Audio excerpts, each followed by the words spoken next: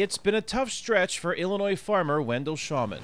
Costs for everything, from fertilizer to seed, have increased, but the price for his crops have not.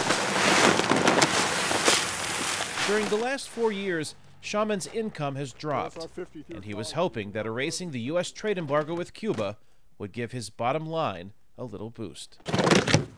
Cuba's a logical market. Somebody that's 90 miles away should be your market. Politics has had that thing tied up since probably I was in high school. Politics will keep it tied up, for now, as President Donald Trump seeks to reverse former President Obama's efforts to normalize relations with the Caribbean island nation. Walking away from a Cuban market is just nonsense too. It's a market that's in our back door. You want to take advantage of that.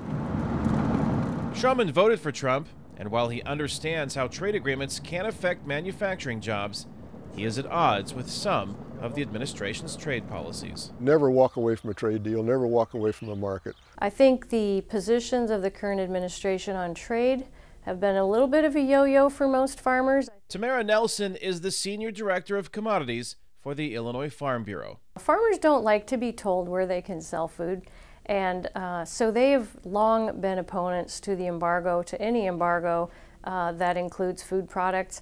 They believe that the best way to change a government in a foreign country is to engage with them, not to take away their food. The Illinois Farm Bureau is one of a number of organizations critical of the Trump administration's efforts to roll back trade with Cuba.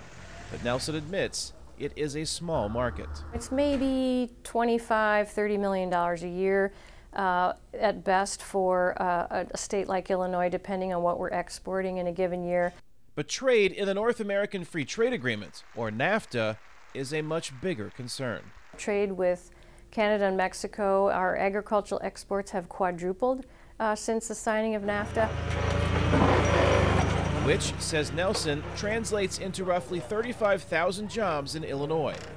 It's also a primary destination for Wendell Shawman's crops. Mexico is our #1 corn market now.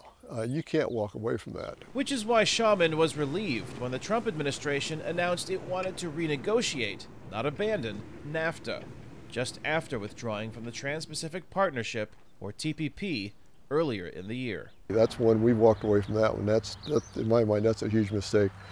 If we get back into it, maybe we can still salvage something. Until then, Wendell Shawman is waiting to see what changes in NAFTA the Trump administration wants, and how the weather will affect his harvest, and ultimately his bottom line later this year. Kane, Farabaugh, VOA News, Bloomington, Illinois.